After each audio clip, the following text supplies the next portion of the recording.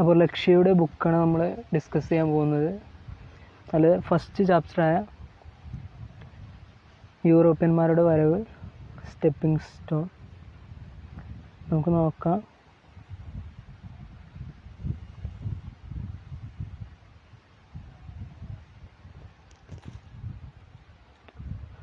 ആധുനിക ഇന്ത്യ ചരിത്രത്തിന് തുടക്കം കുറിച്ചത് യൂറോപ്യന്മാരുടെ ആഗമനമാണ്.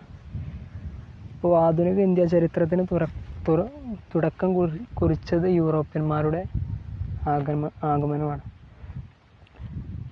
യൂറോപ്യന്മാരുടെ കടൽ മാർഗമുള്ള ഇന്ത്യയിലെ ആഗമനത്തിന് വഴി തെളിയിച്ചത് 1453 തുർക്കികൾ കോൺസ്റ്റാന്റിനോപ്പിൾ പിടിച്ചെടുത്തതാണ്. അപ്പോൾ 1453 തുർക്കികൾ കോൺസ്റ്റാന്റിനോപ്പിൾ പിടിച്ചെടുത്തതാണ് യൂറോപ്യന്മാരുടെ കടൽ മാർഗമുള്ള ഇന്ത്യയിലെ ആഗമനത്തിന് വഴി തെളിയിച്ചത്. ഇന്ത്യ കണ്ടെത്താനുള്ള ഔദ്യോഗിക ശ്രമം ആരംഭിച്ചത് കൊളംബസാണ്. ഫസ്റ്റ് ഇപ്പോൾ ഇന്ത്യ കണ്ടെത്താനുള്ള ഔദ്യോഗിക ശ്രമം ആരംഭിച്ചത് കൊളംബസാണ്. ഇന്ത്യയിലെത്തിയ ആദ്യ വിദേശികൾ അറബികളാണ്. അപ്പോൾ അറബികളാണ് ഇന്ത്യയിലെത്തിയ ആദ്യ വിദേശികൾ. കടൽ മാർഗം ഇന്ത്യയിലെത്തിയ ആദ്യ യൂറോപ്യന്മാർ പോർച്ചുഗീസുകാരാണ്. അപ്പോൾ പോർച്ചുഗീസുകാരാണ് കടൽ മാർഗം ഇന്ത്യയിൽ എത്തിയ ആദ്യ യൂറോപ്യന്മാർ. ഇന്ത്യയിൽ ആധിപത്യം സ്ഥാപിച്ച യൂറോപ്യന്മാരുടെ ക്രമം ഇവിടെ കൊടുത്തിട്ടുണ്ട്. പോർച്ചുഗീസുകാർ, ഡച്ചുകാർ, ബ്രിട്ടീഷുകാർ, ഫ്രഞ്ചുകാർ. പറങ്കികൾ എന്നറിയപ്പെടുന്നത് പോർച്ചുഗീസുകാരാണ്. Basic facts: English East India Company start ചെയ്തത് 1600. Dutch East India Company start ചെയ്തത് 1602. Denmark East India Company start ചെയ്തത് 1616. Portuguese East India Company start ചെയ്തത് 1628. French East India Company start ചെയ്തത് 1664.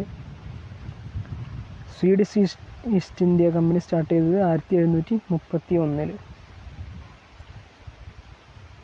അപ്പോൾ English East India Company 1600, Dutch East India Company 1602, Denmark East India Company 1616, Portuguese East India Company 1628, French East India company 1664, Swedish East India company 1734.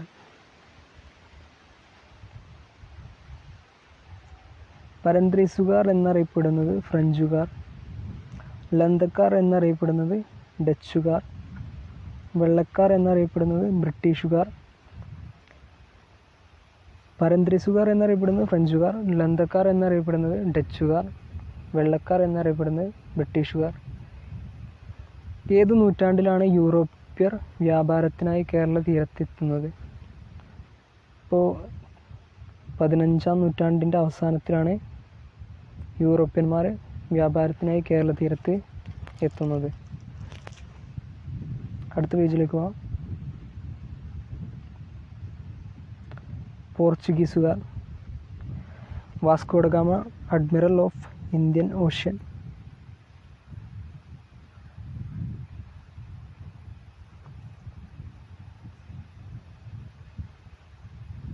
ഇന്ത്യയിൽ കടൽ മാർഗം കച്ചവടത്തിനെത്തിയ ആദ്യ യൂറോപ്യന്മാർ Portuguese. അപ്പോൾ ഇന്ത്യയിൽ കടൽ മാർഗം കച്ചവടത്തിനെത്തിയ ആദ്യ യൂറോപ്യന്മാർ പോർച്ചുഗീസുകാരാണ്.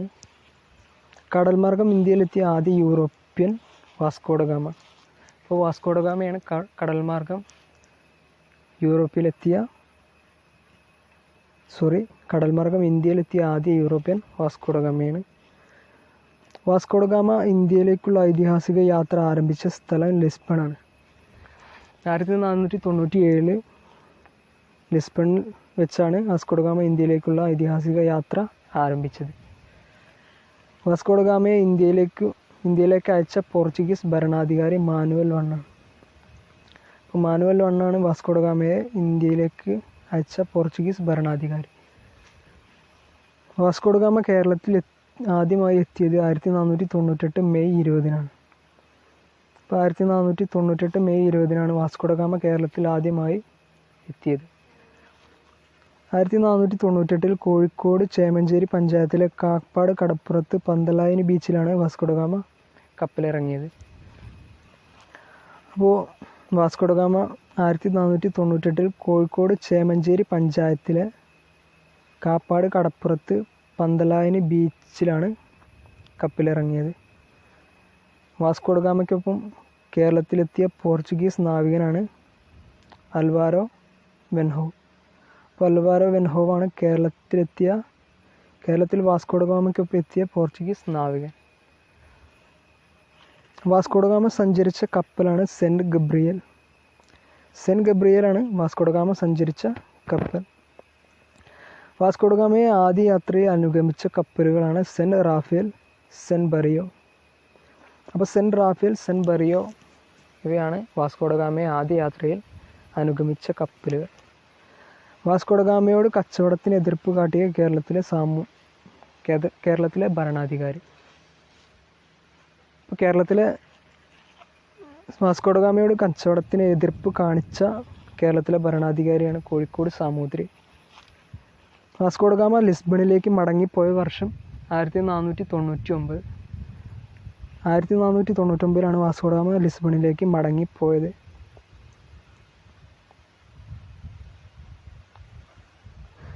വാസ്കോഡഗാമ രണ്ടാമതായി കേരളത്തിലെത്തിയ വർഷം 1502. അപ്പോൾ വാസ്കോഡഗാമ 1502 രണ്ടാമതായി കേരളത്തിലെത്തിയത്. വാസ്കോഡഗാമ അവസാനമായി മൂന്നാമതായി കേരളത്തിലെത്തിയ വർഷം 1524. 1524 വാസ്കോഡഗാമ അവസാനമായി കേരളത്തിലെത്തിയത്. വാസ്കോഡഗാമ പോർച്ചുഗീസ് വൈസ്രോയിയായി കേരളത്തിലെത്തിയ വർഷം 1524. 1524 മൂന്നാമതായി അവസാനമായി വാസ്കോഡഗാമ പോർച്ചുഗീസ് വൈസ്രോയിയായി കേരളത്തിലെത്തിയത്. ആയിട്ട് കേരളത്തിലെത്തിയത് 1524. വാസ്കോഡഗാമ അന്തരിച്ച വർഷം 1524 ഡിസംബർ 24. അപ്പോൾ 1524 ഡിസംബർ 24 വാസ്കോഡഗാമ അന്തരിച്ചത്. വാസ്കോഡഗാമയുടെ ഭൗതികാവശിഷ്ടം ആദ്യം അടക്കം ചെയ്തിരുന്ന പള്ളി സെൻറ്റ് ഫ്രാൻസിസ് ചർച്ച്, കൊച്ചി. അപ്പോൾ കൊച്ചിയിലെ സെൻറ്റ് ഫ്രാൻസിസ് ചർച്ചിലാണ് വാസ്കോഡഗാമയുടെ ഭൗതികാവശിഷ്ടം ആദ്യം അടക്കം ചെയ്തിരുന്നത്. വാസ്കോഡഗാമയുടെ ഭൗതിക ശരീരം കൊച്ചിയിൽ നിന്നും മാറ്റി പോർച്ചുഗീസിലേക്ക് കൊണ്ടുപോയ വർഷം 1539. അപ്പോൾ 1539 വാസ്കോഡഗാമയുടെ ഭൗതിക ശരീരം കൊച്ചിയിൽ നിന്നും മാറ്റി പോർച്ചുഗീസിലേക്ക് കൊണ്ടുപോയ വർഷം. വാസ്കോഡഗാമയുടെ ഭൗതികാവശിഷ്ടം ഇപ്പോൾ സ്ഥിതി ചെയ്യുന്നത് ജെറോനിമസ് കത്തീഡ്രൽ, ലിസ്ബൺ. അപ്പോൾ ലിസ്ബണിലെ ജെറോനിമസ് കത്തീഡ്രലിലാണ് വാസ്കോഡഗാമയുടെ ഭൗതികാവശിഷ്ടം ഇപ്പോൾ സ്ഥിതി ചെയ്യുന്നത്. വാസ്കോഡഗാമ എന്ന സ്ഥലം സ്ഥിതി ചെയ്യുന്നത് ഗോവയിലാണ് വാസ്കോഡഗാമ എന്ന സ്ഥലം സ്ഥിതി ചെയ്യുന്നത്. ഇന്ത്യൻ മഹാസമുദ്രത്തിലെ സേനാധിപതി എന്ന് വാസ്കോഡഗാമയെ വിശേഷിപ്പിച്ചത് മാനുവൽ രാജാവാണ്. മാനുവൽ രാജാവാണ് ഇന്ത്യൻ മഹാസമുദ്രത്തിലെ സേനാധിപതി എന്ന് വാസ്കോഡഗാമയെ വിശേഷിപ്പിച്ചത് മാനുവൽ രാജാവ്. അടുത്ത പേജിലേക്ക് പോവാം. പോർച്ചുഗീസ് സാമ്രാജ്യം. പോർച്ചുഗീസ് ഈസ്റ്റ് ഇന്ത്യ കമ്പനി ഇന്ത്യയിൽ സ്ഥാപിതമായത് 1628. 1628 പോർച്ചുഗീസ് ഈസ്റ്റ് ഇന്ത്യ കമ്പനി ഇന്ത്യയിൽ സ്ഥാപിതമായത്. പോർച്ചുഗീസുകാരുടെ ഇന്ത്യയിലെ പ്രധാന കോളനികൾ ഗോവ, ദാമൻ ആൻഡ് ദിയു. അപ്പോൾ ഗോവ, ദാമൻ ആൻഡ് ദിയു ആണ് പോർച്ചുഗീസുകാരുടെ ഇന്ത്യയിലെ പ്രധാന കോളനികൾ. ഇന്ത്യയിൽ ഏറ്റവും കൂടുതൽ കാലം ഭരണം നടത്തിയ യൂറോപ്യന്മാർ പോർച്ചുഗീസുകാരാണ്. അപ്പോൾ ഇന്ത്യയിൽ ഏറ്റവും കൂടുതൽ കാലം ഭരണം നടത്തിയ യൂറോപ്യന്മാർ പോർച്ചുഗീസുകാരാണ്. ഇന്ത്യയിൽ പോർച്ചുഗീസ് സാന്നിധ്യം ഉണ്ടായിരുന്നത് 463 വർഷം. 1498 മുതൽ 1961 വരെ ഇന്ത്യയിൽ പോർച്ചുഗീസ് സാന്നിധ്യം ഉണ്ടായിരുന്നു. അതായത് 463 വർഷം വരെ. ആദ്യമായി ഇന്ത്യയിലെത്തിയതും അവസാനമായി ഇന്ത്യ വിട്ടുപോയതുമായ യൂറോപ്യൻ ശക്തികൾ പോർച്ചുഗീസുകാരാണ്. ആദ്യമായി വന്നതും അവസാനമായി പോയതും ആയ യൂറോപ്യൻ ശക്തികൾ പോർച്ചുഗീസുകാരാണ്. പോർച്ചുഗീസുകാരുടെ ഇന്ത്യയിലെ ആദ്യത്തെ തലസ്ഥാനം കൊച്ചിയായിരുന്നു ഇന്ത്യയിലെ പോർച്ചുഗീസുകാരുടെ ആദ്യത്തെ തലസ്ഥാനം. പോർച്ചുഗീസുകാരുടെ ഇന്ത്യയിലെ പിൽക്കാല തലസ്ഥാനം ഗോവയാണ് പിന്നീട് അവരുടെ തലസ്ഥാനമായി മാറിയത്. പോർച്ചുഗീസുകാർ ഗോവ പിടിച്ചെടുത്തത് ബിജാപ്പൂർ സുൽത്താനിൽ നിന്നാണ്. 1510. അപ്പോൾ 1510 ബിജാപ്പൂർ സുൽത്താനിൽ നിന്നാണ് പോർച്ചുഗീസുകാർ ഗോവ പിടിച്ചെടുത്തത്. ഇന്ത്യയുമായി കച്ചവട ബന്ധം സ്ഥാപിച്ച കത്തോലിക്കൻ മതവിഭാഗക്കാരാണ് പോർച്ചുഗീസുകാർ. അപ്പോൾ പോർച്ചുഗീസുകാർ കത്തോലിക്കൻ മതവിഭാഗക്കാരാണ്. പോർച്ചുഗീസ് രാജാവ് ഇംഗ്ലണ്ടിലെ ചാൾസ് രണ്ടാമന് സ്ത്രീധനമായി നൽകിയ ഇന്ത്യൻ പ്രദേശം ബോംബെ ദ്വീപ്. അപ്പോൾ ബോംബെ ദ്വീപാണ് പോർച്ചുഗീസ് രാജാവ് ഇംഗ്ലണ്ടിലെ ചാൾസ് രണ്ടാമന് സ്ത്രീധനമായി നൽകിയത്. കാപ്പി എന്ന പോർച്ചുഗീസുകാർ വിളിച്ചിരുന്ന സ്ഥലം കാപ്പാട്. അപ്പോൾ കാപ്പാടിനെ പോർച്ചുഗീസുകാർ വിളിച്ചിരുന്നത് കാപ്യ എന്നായിരുന്നു. പോർച്ചുഗീസുകാർ കോഴിക്കോടിനെ വിളിച്ചിരുന്നത് കാലേക്കുറ്റ് എന്നാണ് കോഴിക്കോടിനെ പോർച്ചുഗീസുകാർ വിളിച്ചിരുന്നത്. കോഴിക്കോട്ടെ ഭരണാധികാരിയായ സാമൂതിരിയുടെ അറബി കച്ചവടക്കാരെ പുറത്താക്കണമെന്നാവശ്യപ്പെട്ട വിദേശികൾ പോർച്ചുഗീസുകാരാണ് കോഴിക്കോട്ടെ ഭരണാധികാരിയായ സാമൂതിരിയുടെ അറബി കച്ചവടക്കാരെ പുറത്താക്കണമെന്ന് ആവശ്യപ്പെട്ട വിദേശികൾ.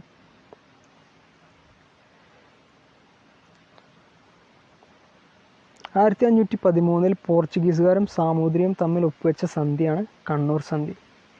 1513 പോർച്ചുഗീസുകാരും സാമൂതിരിയും തമ്മിൽ ഒപ്പുവെച്ച സന്ധി കണ്ണൂർ സന്ധി. 1540 പോർച്ചുഗീസുകാരും കോഴിക്കോടും തമ്മിൽ ഒപ്പുവെച്ച സന്ധി പൊന്നാനി സന്ധി. 1540 പോർച്ചുഗീസുകാരും കോഴിക്കോടും തമ്മിൽ ഒപ്പുവെച്ച സന്ധിയാണ് പൊന്നാനി സന്ധി. വാസ്കോഡ ഗാമയുടെ പിൻഗാമിയായി ഇന്ത്യയിലെത്തിയ പോർച്ചുഗീസ് നാവികൻ അൽവാരിസ്റ്റ് കബ്രാൾ. അപ്പോൾ 1500 വാസ്കോഡ ഗാമയുടെ പിൻഗാമിയായി ഇന്ത്യയിലെത്തിയ പോർച്ചുഗീസ് നാവികനാണ് അൽവാരിസ്റ്റ് കബ്രാൾ. കൊച്ചിയിൽ പണ്ടകശാല സ്ഥാപിച്ച പോർച്ചുഗീസ് നാവികൻ അൽവാരിസ്റ്റ് കബ്രാൾ. അപ്പോൾ കൊച്ചിയിൽ പണ്ടകശാല സ്ഥാപിച്ച പോർച്ചുഗീസ് നാവികനാണ് അൽവാരിസ്റ്റ് കബ്രാൾ. ഇന്ത്യയിലെ ആദ്യ Portuguese viceroy Francisco de Almeida 1505 നിയമിതനായി. അപ്പോൾ ഇന്ത്യയിലെ ആദ്യത്തെ പോർച്ചുഗീസ് വൈസ്രോയിയാണ് ഫ്രാൻസിസ്കോ ഡി അൽമേഡ. 1505 നിയമിതനായി. ഇന്ത്യയിൽ നീല ജലനയം ബ്ലൂ വാട്ടർ പോളിസി ആവിഷ്കരിച്ച പോർച്ചുഗീസ് വൈസ്രോയിയാണ് അൽമേഡ. അപ്പോൾ ഇന്ത്യയിൽ നീല ജലനയം ബ്ലൂ വാട്ടർ പോളിസി ആവിഷ്കരിച്ച പോർച്ചുഗീസ് വൈസ്രോയിയാണ് അൽമേഡ. ചാലിയം കോട്ടയിലെ വിജയത്തെ പ്രകീർത്തിച്ചുകൊണ്ട് 16-ാം നൂറ്റാണ്ടിൽ എഴുതപ്പെട്ട അറബിക് കാവ്യം ഫത്ഹുൽ മുബീൻ. വ്യക്തമായ വിജയം എന്നാണ് ഇതിൻ്റെ അർത്ഥം. ഫത്ഹുൽ മുബീൻ എന്ന് പറഞ്ഞാൽ ചാലിയം കോട്ടയിലെ വിജയത്തെ പ്രകീർത്തിച്ചുകൊണ്ട് 16-ാം നൂറ്റാണ്ടിൽ എഴുതപ്പെട്ട അറബി കാവ്യമാണ്. ഫത്ഹുൽ മുബീൻ രചിച്ചത് ഖാസി മുഹമ്മദാണ്. അപ്പോൾ ഖാസി മുഹമ്മദാണ് ഫത്ഹുൽ മുബീൻ രചിച്ചത്. പോർച്ചുഗീസ് ഇന്ത്യയിലെ അവസാനത്തേതും 128ാമത്തേതുമായ governor general Antonio വാസിലോ E Silva 1958-61. അപ്പോൾ പോർച്ചുഗീസ് ഇന്ത്യയിലെ അവസാനത്തേതും 128ാമത്തേതുമായ ഗവർണർ ജനറൽ ആയിരുന്നു ആന്റോണിയോ വാസിലോ ഇ സിൽവ. 1958 മുതൽ 1961 വരെ. പോർച്ചുഗീസുകാരിൽ നിന്ന് ഗോവയെ മോചിപ്പിച്ചത് 1961 ഡിസംബർ 19. അപ്പോൾ 61 ഡിസംബർ 19 പോർച്ചുഗീസുകാരിൽ നിന്ന് ഗോവയെ മോചിപ്പിച്ചത്. ഗോവയിൽ പോർച്ചുഗീസുകാർക്കെതിരെ ഇന്ത്യ നടത്തിയ സൈനിക നടപടിയാണ് ഓപ്പറേഷൻ വിജയ്. അപ്പോൾ ഓപ്പറേഷൻ വിജയ് എന്ന് പറയുന്നത് ഗോവയിൽ പോർച്ചുഗീസുകാർക്കെതിരെ ഇന്ത്യ നടത്തിയ സൈനിക നടപടിയാണ്. ഗോവയിലെ സൈനിക നടപടിയെ പോലീസ് ആക്ഷൻ എന്ന് വിശേഷിപ്പിച്ചത് VK കൃഷ്ണമേനോൻ. അപ്പോൾ VK കൃഷ്ണമേനോനാണ് ഗോവയിലെ സൈനിക നടപടിയെ പോലീസ് ആക്ഷൻ എന്ന് വിശേഷിപ്പിച്ചത്. അടുത്ത പേജിലേക്ക് പോവാം.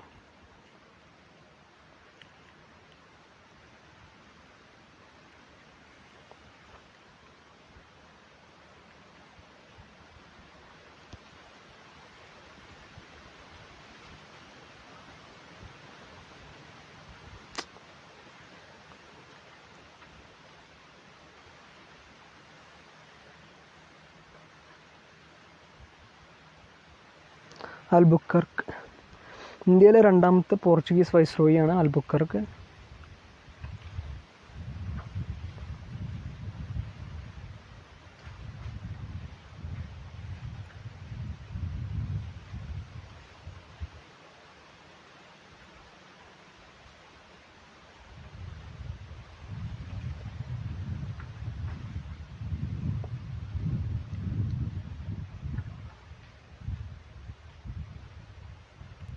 അൽബുക്കർക്ക്.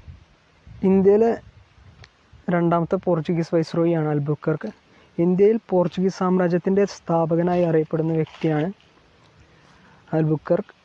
ഏറ്റവും ശക്തനായ പോർച്ചുഗീസ് വൈസ്രോയി 1509 നിയമിതനായി. ഇത് അൽബുക്കർക്കാണ്. ഇന്ത്യയിൽ മിശ്ര കോളനി സമ്പ്രദായം ആവിഷ്കരിച്ച പോർച്ചുഗീസ് വൈസ്രോയി അൽബുക്കർക്കാണ്. കോഴിക്കോട് നഗരത്തെ ആക്രമിച്ച പോർച്ചുഗീസ് വൈസ്രോയി അൽബുക്കർക്കാണ്. ഇന്ത്യയിലെ ആദ്യ യൂറോപ്യൻ കോട്ടയായ പള്ളിപ്പുറം കോട്ട 1503 നിർമ്മിച്ച പോർച്ചുഗീസുകാരനാണ് അൽബുക്കർക്ക്. ഗോവ പിടിച്ചെടുക്കാൻ നേതൃത്വം നൽകിയ വൈസ്രോയിയാണ് അൽബുക്കർക്ക്. കൊച്ചിയിൽ നിന്ന് ഗോവയിലേക്ക് തലസ്ഥാനം മാറ്റിയ വ്യക്തിയാണ് അൽബുക്കർക്ക്. ഇന്ത്യയിൽ സതി നിരോധിക്കുകയും നാണയ സമ്പ്രദായം ഏർപ്പെടുത്തുകയും ചെയ്ത പോർച്ചുഗീസ് വൈസ്രോയും ആരാണ്? അൽബുക്കർക്ക് തന്നെയാണ്. അപ്പോൾ എന്തൊക്കെയാണ്? ഇന്ത്യയിലെ രണ്ടാമത്തെ പോർച്ചുഗീസ് വൈസ്രോയി, ഇന്ത്യയിൽ പോർച്ചുഗീസ് സാമ്രാജ്യത്തിൻ്റെ സ്ഥാപകനായി അറിയപ്പെടുന്ന വ്യക്തി, ഏറ്റവും ശക്തനായ പോർച്ചുഗീസ് വൈസ്രോയി 1509 നിയമിതനായി. ഇന്ത്യയിൽ മിശ്ര കോളനി സമ്പ്രദായം ആവിഷ്കരിച്ച പോർച്ചുഗീസ് വൈസ്രോയി, കോഴിക്കോട് നഗരത്തെ ആക്രമിച്ച പോർച്ചുഗീസ് വൈസ്രോയി, ഇന്ത്യയിലെ ആദ്യ യൂറോപ്യൻ കോട്ടയായ പള്ളിപ്പുറം കോട്ട നിർമ്മിച്ച പോർച്ചുഗീസുകാരൻ, ഗോവ പിടിച്ചെടുക്കാൻ നേതൃത്വം നൽകിയ വൈസ്രോയി, കൊച്ചിയിൽ നിന്ന് ഗോവയിലേക്ക് തലസ്ഥാനം മാറ്റിയ വ്യക്തി, ഇന്ത്യയിൽ സതി നിരോധിക്കുകയും നാണയ സമ്പ്രദായം ഏർപ്പെടുത്തുകയും ചെയ്ത പോർച്ചുഗീസ് വൈസ്രോയി. ഇതെല്ലാം അൽബുക്കർക്കാണ്.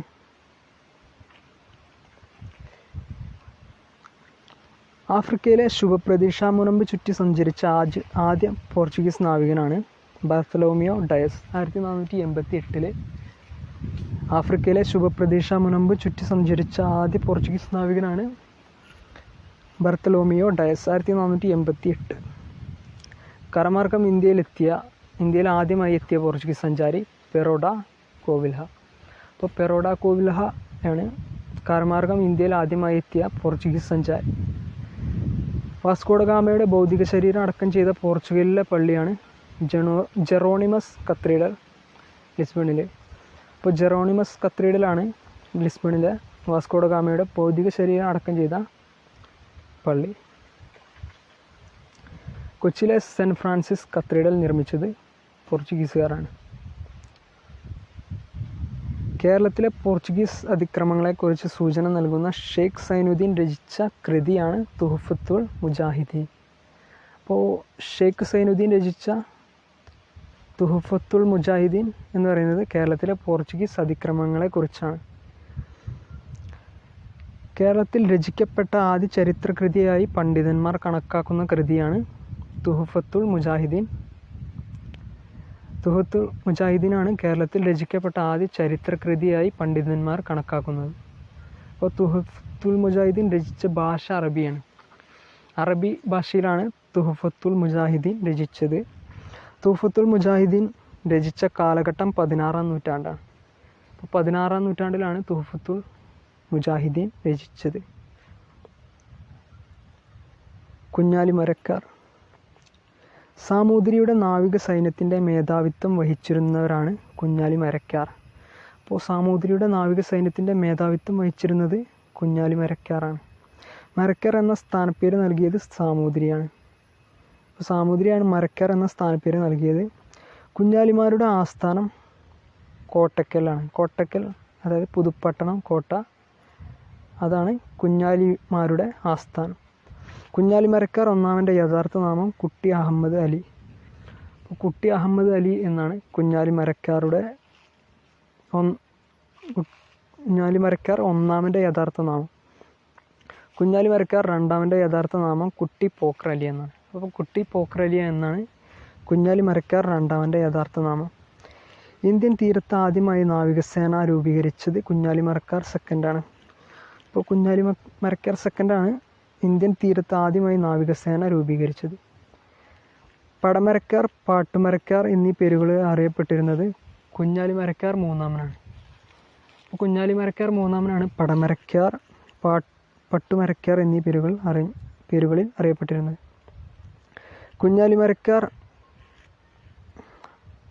മരക്കാർ കോട്ട അതായത് പുതുപ്പണം കോട്ട നിർമ്മിച്ചത് കുഞ്ഞാലി മരക്കാർ മൂന്നാമനാണ്. അപ്പോൾ കുഞ്ഞാലി മരക്കാർ മൂന്നാമനാണ് മരക്കാർ കോട്ട, അതായത് പുതുപ്പണം കോട്ട നിർമ്മിച്ചത്. കുഞ്ഞാലി മരക്കാരുടെ ആക്രമണം നേരിടാനായി 1531 പോർച്ചുഗീസുകാർ നിർമ്മിച്ച കോട്ട ചാലിയൻകോട്ട, കോഴിക്കോട്. കോഴിക്കോടിലുള്ള ചാലിയൻകോട്ടയാണ് കുഞ്ഞാലി മരക്കാരുടെ ആക്രമണം നേരിടാനായി 1531 പോർച്ചുഗീസുകാർ നിർമ്മിച്ച കോട്ട. ചാലിയൻകോട്ട പണിത പോർച്ചുഗീസ് ഗവർണർ കുൻഹ. അപ്പോൾ കുൻഹയാണ് ചാലിയം കോട്ട പണിത പോർച്ചുഗീസ് ഗവർണർ. സാമൂതിരിയുടെ കണ്ടത്തിലേക്ക് നീട്ടിയ പീരങ്കി എന്നറിയപ്പെടുന്ന കോട്ടയാണ് ചാലിയൻകോട്ട. അപ്പോൾ ചാലിയൻകോട്ടയുടെ വിശേഷണം സാമൂതിരിയുടെ കണ്ടത്തിലേക്ക് നീട്ടിയ പീരങ്കി എന്നതാണ്. 1571 പോർച്ചുഗീസുകാരുടെ കയ്യിൽ നിന്നും ചാലിയൻകോട്ട പിടിച്ചെടുത്തത് കുഞ്ഞാലി മരക്കാർ മൂന്നാമനാണ്. അപ്പോൾ കുഞ്ഞാലി മരക്കാർ മൂന്നാണ് 1571 പോർച്ചുഗീസുകാരുടെ കയ്യിൽ നിന്നും ചാലിയൻകോട്ട പിടിച്ചെടുത്തത്. കുഞ്ഞാലി മരക്കാർ നാലാമൻ. ഓക്കെ, ഇന്ത്യ സമുദ്രത്തിലെ അധിപൻ എന്ന പദവി സ്വീകരിച്ചത് കുഞ്ഞാലി മരക്കാർ നാലാമനാണ്. ഇന്ത്യ സമുദ്രത്തിലെ അധിപൻ എന്ന പദവി സ്വീകരിച്ചത് കുഞ്ഞാലി മരക്കാർ നാലാമനാണ്. കുഞ്ഞാലി മരക്കാർ നാലാമൻ്റെ യഥാർത്ഥ നാമം മുഹമ്മദ് അലി മരക്കാർ. മുഹമ്മദ് അലി മരക്കാർ എന്നാണ് കുഞ്ഞാലി മരക്കാർ നാലാമൻ്റെ യഥാർത്ഥ നാമം. കുഞ്ഞാലി മരക്കാർ നാലാമനെ പോർച്ചുഗീസുകാർ ഗോവയിൽ വെച്ച് വധിച്ചത് 1600-ലാണ്. അപ്പോൾ 1600-ലാണ് കുഞ്ഞാലി മരക്കാർ നാലാമനെ പോർച്ചുഗീസുകാർ ഗോവയിൽ വെച്ച് വധിച്ചത്. കുഞ്ഞാലി നാലാമൻ്റെ സ്മരണയ്ക്കായി നാമകരണം ചെയ്യപ്പെട്ട ഇന്ത്യൻ നാവികസേനയുടെ പരിശീലന കേന്ദ്രമാണ് INS കുഞ്ഞാലി. മുംബൈയിലുള്ള INS കുഞ്ഞാലി നാലാമൻ്റെ സ്മരണയ്ക്കായി നാമകരണം ചെയ്യപ്പെട്ട ഇന്ത്യൻ നാവികസേനയുടെ പരിശീലന കേന്ദ്രമാണ്. കുഞ്ഞാലി മരക്കാരുടെ സ്മാരകം സ്ഥിതി ചെയ്യുന്നത് കോട്ടക്കലിലാണ്. ഇപ്പോൾ കോട്ടക്കലാണ് കുഞ്ഞാലി മരക്കാരുടെ സ്മാരകം സ്ഥിതി ചെയ്യുന്നത്. കുഞ്ഞാലി മരക്കാരുടെ സ്മരണാർത്ഥം സ്റ്റാമ്പ് പുറത്തിറക്കിയ വർഷം 2000. ഇപ്പോൾ 2000-ലാണ് കുഞ്ഞാലി മരക്കാരുടെ സ്മരണാർത്ഥം സ്റ്റാമ്പ് പുറത്തിറക്കിയ വർഷം.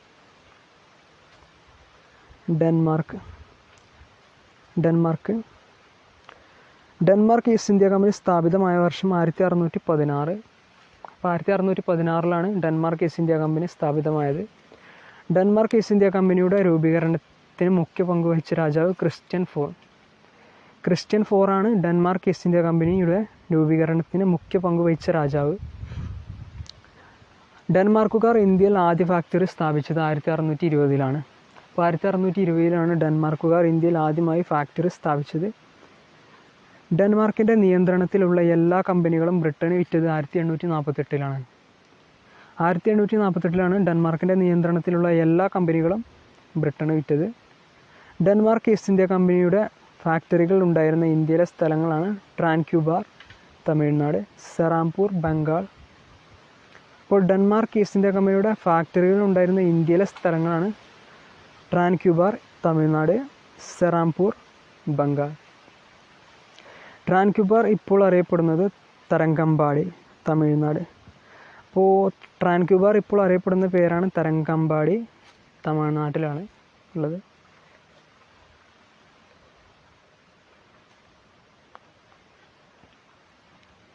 ഡച്ചുകാർ ഇന്ത്യയിൽ വന്ന വർഷം AD 1595-ലാണ്. അപ്പോൾ AD 1595-ലാണ് ഡച്ചുകാർ ഇന്ത്യയിൽ വന്ന വർഷം. ഇന്ത്യയിൽ ഡച്ച് ഈസ്റ്റ് ഇന്ത്യ കമ്പനി സ്ഥാപിതമായത് AD 1602-ലാണ്. അപ്പോൾ AD 1602-ലാണ് ഡച്ച് ഈസ്റ്റ് ഇന്ത്യ കമ്പനി ഇന്ത്യയിൽ സ്ഥാപിതമായത്. ഇന്ത്യയിൽ രണ്ടാമതായി എത്തിയ യൂറോപ്യൻ ശക്തികളാണ് ഡച്ചുകാർ. അപ്പോൾ ഇന്ത്യയിൽ രണ്ടാമതായി എത്തിയ യൂറോപ്യൻ ശക്തികളാണ് ഡച്ചുകാർ. ഇന്ത്യയിൽ നിന്ന് ആദ്യം തിരിച്ചുപോയ യൂറോപ്യൻ ശക്തികളാണ് ഡച്ചുകാർ. ഇന്ത്യയിൽ നിന്ന് ആദ്യം തിരിച്ചുപോയ ശക്തികളാണ് ഇന്ത്യയിൽ നിന്ന് ആദ്യം തിരിച്ചുപോയ യൂറോപ്യൻ ശക്തികളാണ് ഡച്ചുകാർ. ഡച്ചുകാർ ഇന്ത്യയിൽ ആദ്യത്തെ ഫാക്ടറി സ്ഥാപിച്ചത് മസൂലിപ്പട്ടണം 1605. അപ്പോൾ 1605-ലെ മസൂലിപ്പട്ടണത്തിലാണ് ഈ ഡച്ചുകാർ ഇന്ത്യയിൽ ആദ്യത്തെ ഫാക്ടറി സ്ഥാപിച്ചത്. ഡച്ചുകാർ ഉൾപ്പെടുന്ന മതവിഭാഗം പ്രൊട്ടസ്റ്റൻ്റ്. അപ്പോൾ ഡച്ചുകാരുടെ മതവിഭാഗമാണ് പ്രൊട്ടസ്റ്റൻ്റ് എന്ന് പറയുന്നത്. ഡച്ചുകാർ ആരെ പരാജയപ്പെടുത്തിയാണ് കൊല്ലം പിടിച്ചെടുത്തത്? അപ്പോൾ പോർച്ചുഗീസുകാരെ പരാജയപ്പെടുത്തിയാണ് ഡച്ചുകാർ കൊല്ലം പിടിച്ചെടുത്തത്. പോർച്ചുഗീസുകാരെ പരാജയപ്പെടുത്തിയ ഡച്ച് അഡ്മിറൽ വാൻ ഗോയുൻസ്. അപ്പോൾ അഡ്മിറൽ വാൻ ഗോയുൻസ് ആണ് പോർച്ചുഗീസുകാരെ പരാജയപ്പെടുത്തി കൊല്ലം പിടിച്ചെടുത്തത്.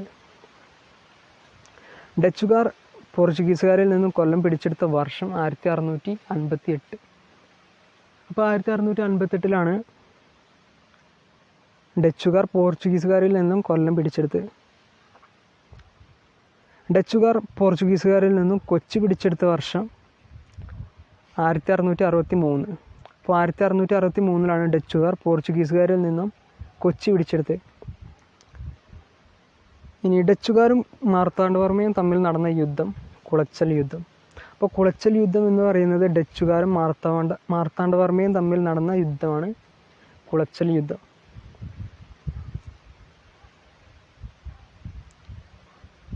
കുളച്ചൽ യുദ്ധം നടന്നത് 1741 ആഗസ്റ്റ് 10. 1741 ആഗസ്റ്റ് 10 കുളച്ചൽ യുദ്ധം നടന്നത്. കുളച്ചൽ യുദ്ധത്തിൽ മാർത്താണ്ഡവർമ്മ തടവുകാരനാക്കിയ ഡച്ച് കപ്പിത്താൻ ഡിലനോയ്. അപ്പോൾ ഡിലനോയ് ആണ് കുളച്ചൽ യുദ്ധത്തിൽ മാർത്താണ്ഡവർമ്മ തടവുകാരനാക്കിയ ഡച്ച് കപ്പിത്താൻ. തിരുവിതാംകൂർ സൈന്യത്തിന് പരിശീലനം നൽകിയത് ഡിലനോയ് ആണ്. തിരുവിതാംകൂർ സൈന്യത്തിന് പരിശീലനം നൽകിയത് ഈ ഡിലനോയ് ആണ്. തിരുവിതാംകൂറിൻ്റെ വലിയ കപ്പിത്താൻ എന്നറിയപ്പെടുന്നത് ഡിലനോയ്. അപ്പോൾ ഡിലനോയ് ആണ് തിരുവിതാംകൂറിൻ്റെ വലിയ കപ്പിത്താൻ എന്നറിയപ്പെടുന്നത്. ഡിലനോയ് സ്മാരകം സ്ഥിതി ചെയ്യുന്നത് ഉദയഗിരി കോട്ട, കന്യാകുമാരി. ഇപ്പോൾ കന്യാകുമാരിയിലെ ഉദയഗിരി കോട്ടയിലാണ് ഡിലനോയ് സ്മാരകം സ്ഥിതി ചെയ്യുന്നത്. മാർത്താണ്ഡവർമ്മയും ഡച്ചുകാരും തമ്മിൽ ഒപ്പുവെച്ച സന്ധി മാവേലിക്കര സന്ധി. അപ്പോൾ മാവേലിക്കര സന്ധി എന്ന് പറയുന്നത് മാർത്താണ്ഡവർമ്മയും ഡച്ചുകാരും തമ്മിൽ ഒപ്പുവെച്ച സന്ധിയാണ്. മാവേലിക്കര ഉടമ്പടി ഒപ്പുവെച്ചത് 1753 ആഗസ്റ്റ് 15. ഈ മാവേലിക്കര സന്ധി അല്ലെങ്കിൽ ഉടമ്പടി ഒപ്പുവെച്ചത് 1753 ആഗസ്റ്റ് 15. ഇന്ത്യയിൽ ഡച്ച് പതനത്തിന് കാരണമായ സന്ധിയാണ് മാവേലിക്കര സന്ധി. അപ്പോൾ മാവേലിക്കര സന്ധിയാണ് ഇന്ത്യയിൽ ഡച്ച് പതനത്തിന് കാരണമായ സന്ധി. ഏഷ്യയിൽ ഡച്ചുകാരുടെ ഏറ്റവും വലിയ കോളനി ആയിരുന്നത് ഇന്തോനേഷ്യയിലാണ്. ഇപ്പോൾ ഏഷ്യയിലെ ഏറ്റവും വലിയ ഡച്ച് കോളനി ആയിരുന്നത് ഇന്തോനേഷ്യയിലാണ്.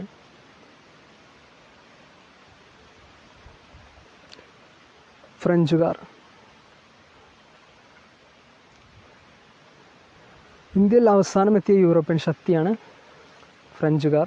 ഫ്രഞ്ച് ഈസ്റ്റ് ഇന്ത്യ കമ്പനി സ്ഥാപിച്ചത് 1664. അപ്പോൾ 1664 ഫ്രഞ്ച് ഈസ്റ്റ് ഇന്ത്യ കമ്പനി സ്ഥാപിച്ചത്. ഫ്രഞ്ച് ഈസ്റ്റ് ഇന്ത്യ കമ്പനി സ്ഥാപിച്ച വ്യക്തി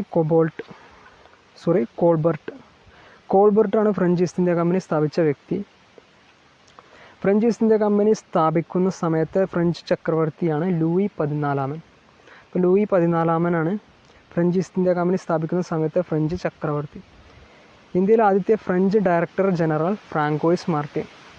ഇന്ത്യയിലെ ആദ്യത്തെ ഫ്രഞ്ച് ഡയറക്ടർ ജനറലാണ് ഫ്രാങ്കോയിസ് മാർട്ടിൻ. ഇന്ത്യയിലെ ഫ്രഞ്ചുകാരുടെ ആസ്ഥാനം എന്ന് പറയുന്നത് പോണ്ടിച്ചേരിയാണ്. പോണ്ടിച്ചേരിയാണ് ഇന്ത്യയിലെ ഫ്രഞ്ചുകാരുടെ ആസ്ഥാനം എന്ന് പറയുന്നത്.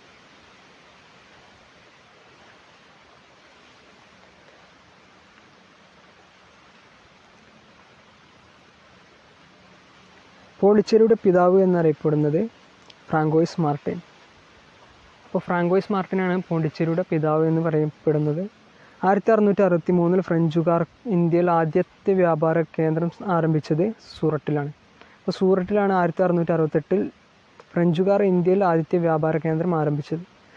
ഫ്രഞ്ചുകാരുടെ പ്രധാന വ്യാപാര കേന്ദ്രങ്ങളാണ് മാഹി, കേരളം, യാനം, പോണ്ടിച്ചേരി, ചന്ദ്രനഗർ, കാരക്കൽ. മാഹി, കേരളം, യാനം, പോണ്ടിച്ചേരി, ചന്ദ്രനഗർ, കാരക്കൽ എന്നിവയാണ് ഫ്രഞ്ചുകാരുടെ പ്രധാന വ്യാപാര കേന്ദ്രങ്ങൾ. ഫ്രഞ്ച് അധീനതയിലായിരുന്ന കേരളത്തിനുള്ളിലെ പ്രദേശം മാഹി. അപ്പോൾ മാഹിയാണ് ഫ്രഞ്ച് അധീനതയിലുണ്ടായിരുന്ന കേരളത്തിനുള്ളിലെ പ്രദേശം. ഇന്ത്യയിലെ ഇംഗ്ലീഷ് ചാനൽ എന്നറിയപ്പെടുന്നത് മയ്യഴിപ്പുഴ. അപ്പോൾ മയ്യഴിപ്പുഴയാണ് ഇന്ത്യയിലെ ഇംഗ്ലീഷ് ചാനൽ എന്നറിയപ്പെടുന്നത്. മയ്യഴിയിൽ ഫ്രഞ്ചുകാർ കോട്ട പണിത വർഷമാണ് 1724. 1724 മയ്യഴിയിൽ ഫ്രഞ്ചുകാർ കോട്ട പണിത വർഷം. ഇന്ത്യയിൽ ഫ്രഞ്ചുകാരും ബ്രിട്ടീഷുകാരും തമ്മിൽ നടന്ന യുദ്ധങ്ങളാണ് കർണാട്ടിക് യുദ്ധങ്ങൾ. അപ്പോൾ കർണാട്ടിക് യുദ്ധങ്ങൾ എന്ന് പറയുന്നത് ഇന്ത്യയിൽ ഫ്രഞ്ചുകാരും ബ്രിട്ടീഷുകാരും തമ്മിൽ നടന്ന യുദ്ധങ്ങളാണ് കർണാട്ടിക് യുദ്ധങ്ങൾ. വണ്ടിവാഷ് യുദ്ധം നടന്ന വർഷം 1760. അപ്പോൾ 1760 വണ്ടിവാഷ് യുദ്ധം നടന്നത്. ഫ്രഞ്ച് അധിനിവേശം ഇന്ത്യയിൽ അവസാനിക്കാൻ കാരണമായ യുദ്ധം വണ്ടിവാഷ് യുദ്ധമാണ്. അപ്പോൾ ഫ്രഞ്ച് അധിനിവേശം ഇന്ത്യയിൽ അവസാനിക്കാൻ കാരണമായ യുദ്ധമാണ് വണ്ടിവാഷ് യുദ്ധം. വണ്ടിവാഷ് യുദ്ധം നടന്ന ഇന്ത്യയിലെ സംസ്ഥാനമാണ് തമിഴ്നാട്. അപ്പോൾ തമിഴ്നാട്ടിലാണ് വണ്ടിവാഷ് യുദ്ധം നടന്നത്. വണ്ടിവാഷ് യുദ്ധത്തിൽ ഇംഗ്ലീഷ് സൈന്യത്തെ നയിച്ചത് സർ ഐറക്യൂട്ട്. അപ്പോൾ സർ ഐറക്യൂട്ടാണ് വണ്ടിവാഷ് യുദ്ധത്തിൽ ഇംഗ്ലീഷ് സൈന്യത്തെ നയിച്ചത്. വണ്ടിവാഷ് യുദ്ധത്തിൽ ഫ്രഞ്ച് സൈന്യത്തെ നയിച്ചത് Count de Lally. Count de ലാലിയാണ് ഫ്രഞ്ച് സൈന്യത്തെ വണ്ടിവാഷ് യുദ്ധത്തിൽ നയിച്ചത്. ഫ്രഞ്ചുകാർ ഇന്ത്യ വിട്ട വർഷമാണ് 1954. അപ്പോൾ 1954 ഫ്രഞ്ചുകാർ ഇന്ത്യ വിട്ട വർഷം. ബ്രിട്ടീഷുകാർ അക്ബറുടെ സദസ്സ് സന്ദർശിച്ച ആദ്യ ഇംഗ്ലീഷുകാരനാണ് മാസ്റ്റർ റാൽഫ് ഫിച്ച് 1583. അക്ബറുടെ സദസ്സ് സന്ദർശിച്ച ആദ്യ ഇംഗ്ലീഷുകാരൻ മാസ്റ്റർ റാൽഫ് ഫിച്ച് 1583. മാർഗദർശിയായ ഇംഗ്ലീഷുകാരൻ എന്നറിയപ്പെടുന്നത് മാസ്റ്റർ റാൽഫ് ഫിച്ച്. അപ്പോൾ മാസ്റ്റർ റാൽഫ് ഫിച്ചിനെയാണ് മാർഗദർശിയായ ഇംഗ്ലീഷുകാരൻ എന്നറിയപ്പെടുന്നത്. ഈസ്റ്റ് ഇന്ത്യ കമ്പനിക്ക് കിഴക്കൻ രാജ്യങ്ങളിൽ വ്യാപാരം നടത്താൻ അനുമതി ലഭിച്ച ഉടമ്പടിയാണ് റോയൽ ചാർട്ടർ. അപ്പോൾ റോയൽ ചാർട്ടറാണ് ഈസ്റ്റ് ഇന്ത്യ കമ്പനിക്ക് കിഴക്കൻ രാജ്യങ്ങളിൽ വ്യാപാരം നടത്താൻ അനുമതി ലഭിച്ച ഉടമ്പടി. റോയൽ ചാർട്ടർ അനുവദിച്ച ബ്രിട്ടീഷ് രാജ്ഞിയാണ് എലിസബത്ത് രാജ്ഞി 1. അപ്പോൾ എലിസബത്ത് രാജ്ഞി 1 ആണ് റോയൽ ചാർട്ടർ അനുവദിച്ച ബ്രിട്ടീഷ് രാജ്ഞി. ഇംഗ്ലീഷ് ഈസ്റ്റ് ഇന്ത്യ കമ്പനി സ്ഥാപിതമായ വർഷമാണ് 1600 December 31. 1600 December 31 English East India company സ്ഥാപിതമായ വർഷം. ഇംഗ്ലീഷ് ഈസ്റ്റ് ഇന്ത്യ കമ്പനിയുടെ രൂപീകരണത്തിന് നേതൃത്വം നൽകിയ കച്ചവടക്കാരുടെ സംഘടനയാണ് മെർച്ചൻ്റ് അഡ്വഞ്ചറീസ് എന്ന് പറയുന്നത്. അപ്പോൾ മെർച്ചൻ്റ് അഡ്വഞ്ചറീസ് എന്ന് പറയുന്നത് ഇംഗ്ലീഷ് ഈസ്റ്റ് ഇന്ത്യ കമ്പനിയുടെ രൂപീകരണത്തിന് നേതൃത്വം നൽകിയ കച്ചവടക്കാരുടെ സംഘടനയാണ്.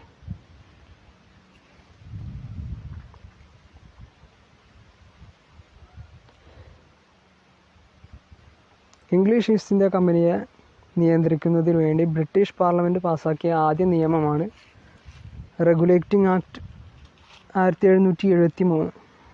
അപ്പോൾ 1773 റെഗുലേറ്റിംഗ് ആക്റ്റാണ് ഇംഗ്ലീഷ് ഈസ്റ്റ് ഇന്ത്യ കമ്പനിയെ നിയന്ത്രിക്കുന്നതിന് വേണ്ടി ബ്രിട്ടീഷ് പാർലമെൻറ്റ് പാസാക്കിയ ആദ്യ നിയമം.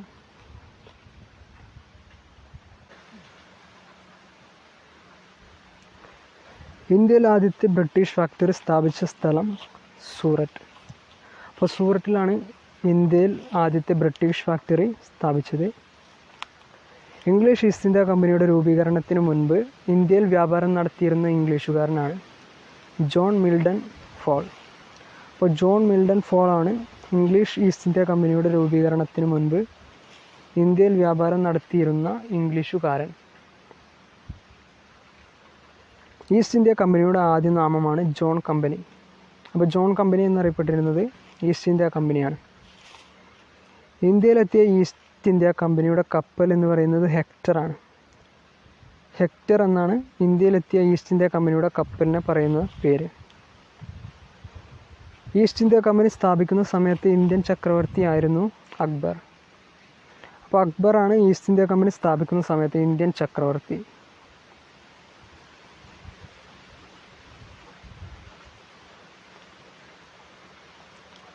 ഈസ്റ്റ് ഇന്ത്യ കമ്പനിക്ക് ഇന്ത്യയിൽ കച്ചവടം നടത്താൻ അനുമതി നൽകിയ മുഗൾ ഭരണാധികാരി ജഹാംഗീർ. അപ്പോൾ ജഹാംഗീറാണ് ഈസ്റ്റ് ഇന്ത്യ കമ്പനിക്ക് ഇന്ത്യയിൽ കച്ചവടം നടത്താൻ അനുമതി നൽകിയ മുഗൾ ഭരണാധികാരി. മുഗൾ ഭരണാധികാരിയായ ജഹാംഗീറിൻ്റെ സദസ്സ് സന്ദർശിച്ച ഇംഗ്ലീഷുകാരൻ William Hawkins 1608, Thomas Roe 1615. Mughal ഭരണാധികാരിയായ ജഹാംഗീറിൻ്റെ സദസ്സ് സന്ദർശിച്ച ഇവരൊക്കെയാണ് William Hawkins 1608, Thomas Roe 1615. East India കമ്പനിക്ക് വ്യാപാര കാലാവധി നീട്ടി നൽകിയത് ജെയിംസ് 1 ആണ്.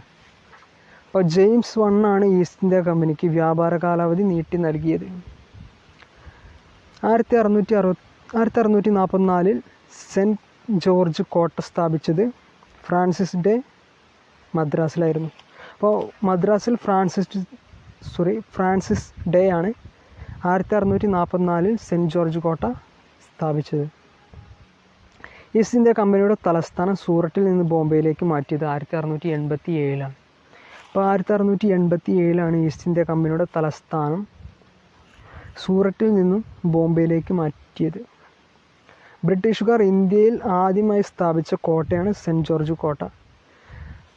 മദ്രാസിലുള്ള സെൻറ്റ് ജോർജ് കോട്ടയാണ് ബ്രിട്ടീഷുകാർ ഇന്ത്യയിൽ ആദ്യമായി സ്ഥാപിച്ച കോട്ട. ഇംഗ്ലീഷ് ഈസ്റ്റ് ഇന്ത്യ കമ്പനിയുടെ പ്രതിനിധിയായി ബ്രിട്ടീഷുകാർ കേരളത്തിലെത്തിയ വർഷമാണ് 1615. അപ്പോൾ 1615 ഇംഗ്ലീഷ് ഈസ്റ്റ് ഇന്ത്യ കമ്പനിയുടെ പ്രതിനിധിയായി ബ്രിട്ടീഷുകാർ കേരളത്തിലെത്തിയ വർഷം. പണ്ടകശാലകൾ, അതായത് സംഭരണ കേന്ദ്രങ്ങൾ ആരംഭിക്കാനുള്ള അഴിമതി കരസ്ഥമാക്കിയ കേന്ദ്രങ്ങളാണ് വിഴിഞ്ഞം, തലശ്ശേരി, അഞ്ചുതെങ്ങ്. പണ്ടകശാലകൾ, അതായത് സംഭരണ കേന്ദ്രങ്ങൾ ആരംഭിക്കാനുള്ള അനുമതി കരസ്ഥമാക്കിയ കേന്ദ്രങ്ങളാണ് വിഴിഞ്ഞം, തലശ്ശേരി, അഞ്ചുതെങ്ങ്. ബ്രിട്ടീഷുകാർ കേരളത്തിൽ ആദ്യമായി പണ്ടകശാല സ്ഥാപിച്ചത് വിഴിഞ്ഞത്താണ്. അപ്പോൾ വിഴിഞ്ഞത്താണ് ബ്രിട്ടീഷുകാർ കേരളത്തിൽ ആദ്യമായി പണ്ടകശാലകൾ സ്ഥാപിച്ചത്. വിഴിഞ്ഞം. ബ്രിട്ടീഷുകാർ കേരളത്തിൽ ആദ്യമായി കോട്ട സ്ഥാപിച്ചത് അഞ്ചുതെങ്ങിലാണ്. 1695 അഞ്ചുതെങ്ങിലാണ് ബ്രിട്ടീഷുകാർ കേരളത്തിൽ ആദ്യമായി കോട്ട സ്ഥാപിച്ചത്. ഇന്ത്യയിൽ ബ്രിട്ടീഷ് ആധിപത്യത്തിനെതിരെ നടന്ന ആദ്യ സംഘടിത കലാപമാണ് ആറ്റിങ്ങൽ കലാപം 1721. അപ്പോൾ ആറ്റിങ്ങൽ കലാപം 1721 ആറ്റിങ്ങൽ കലാപമാണ് ഇന്ത്യയിൽ ബ്രിട്ടീഷ് ആധിപത്യത്തിനെതിരെ നടന്ന ആദ്യ സംഘടിത കലാപം. ഇംഗ്ലീഷുകാരും ഫ്രഞ്ചുകാരും തമ്മിൽ നടന്ന യുദ്ധങ്ങൾ കർണാട്ടിക് യുദ്ധങ്ങൾ. കർണാട്ടിക് യുദ്ധങ്ങളിൽ വിജയിച്ചത് ബ്രിട്ടീഷുകാരായിരുന്നു. അപ്പോൾ ബ്രിട്ടീഷുകാരാണ് കർണാട്ടിക് യുദ്ധത്തിൽ വിജയിച്ചത്. ഇംഗ്ലീഷ് ഈസ്റ്റ് ഇന്ത്യ കമ്പനിയുടെ പ്രതിനിധിയായി എത്തി സാമൂതിരിയെ സന്ദർശിച്ച് വ്യാപാര ഉടമ്പടിയിൽ ഒപ്പുവെച്ചത് ക്യാപ്റ്റൻ കീലിംഗ് ആണ്. 1615 ഇംഗ്ലീഷ് ഈസ്റ്റ് ഇന്ത്യ കമ്പനിയുടെ പ്രതിനിധിയായി എത്തി സാമൂതിരിയെ സന്ദർശിച്ച് വ്യാപാര ഉടമ്പടിയിൽ ഒപ്പുവെച്ചത് ക്യാപ്റ്റൻ കീലിംഗ്. കേരളത്തിൽ ചരിത്രരേഖകളിൽ ഷീമ എന്നറിയപ്പെടുന്ന പ്രദേശം ഇംഗ്ലണ്ടാണ്. അപ്പോൾ കേരളത്തിൻ്റെ ചരിത്രരേഖകളിൽ ഷീമ എന്നറിയപ്പെടുന്ന പ്രദേശം ഇംഗ്ലണ്ടാണ്. ബ്രിട്ടീഷുകാരുമായി ഉടമ്പടി ഒപ്പുവെച്ച വേണാട് രാജാവാണ് രാമവർമ്മ. അപ്പോൾ രാമവർമ്മ ബ്രിട്ടീഷുകാരുമായി ഉടമ്പടി വെച്ച വേണാട് രാജാവാണ്. തിരുവിതാംകൂർ പൂർണ്ണമായും ബ്രിട്ടീഷുകാരുടെ അധീനതയിലായ സമയത്ത് തിരുവിതാംകൂർ രാജാവ് അവിട്ടം തിരുനാൾ ബാലരാമവർമ്മ. തിരുവിതാംകൂർ പൂർണ്ണമായും ബ്രിട്ടീഷുകാരുടെ അധീനതയിലായ സമയത്ത് തിരുവിതാംകൂർ രാജാവ് അവിട്ടം തിരുനാൾ ബാലരാമവർമ്മ. Info plus. പറങ്കികൾ എന്നറിയപ്പെട്ടിരുന്നത് പോർച്ചുഗീസുകാർ, പരന്ത്രീസുകാർ എന്നറിയപ്പെട്ടിരുന്നത് ഫ്രഞ്ചുകാർ, ലന്തക്കാർ എന്നറിയപ്പെട്ടിരുന്നത് ഡച്ചുകാർ. Clear cut. മിഷണറി സംഘം പ്രവർത്തന മേഖല. ലണ്ടൻ മിഷൻ സൊസൈറ്റി LMS പ്രവർത്തന മേഖല എവിടെയായിരുന്നു? Thiruvithamkoor. Church mission society CMS പ്രവർത്തന മേഖല Kochi, Thiruvithamkoor. Basal evangelical mission BEM പ്രവർത്തന മേഖല മലബാർ. അപ്പോൾ ഇതായിരുന്നു യൂറോപ്യന്മാരുടെ ആഗമനം. അപ്പോൾ ഇത് നമ്മൾ ലക്ഷ്യയുടെ റാങ്ക് ഫയലാണ് നമ്മൾ കംപ്ലീറ്റ് ചെയ്യുന്നത്. ഒരൊറ്റ പേജ് പോലും നമ്മൾ മിസ്സാക്കുന്നില്ല. അതുകൊണ്ട് തന്നെ കംപ്ലീറ്റ് അവിടുന്ന് ഇവിടുന്ന് അല്ലാതെ കംപ്ലീറ്റ് ആയിട്ട് നമ്മൾ റാങ്ക് ഫയൽ മൊത്തം പഠിച്ച് തീർക്കുകയാണ്. അപ്പോൾ അടുത്ത വീഡിയോയിൽ കാണാം. താങ്ക്സ്.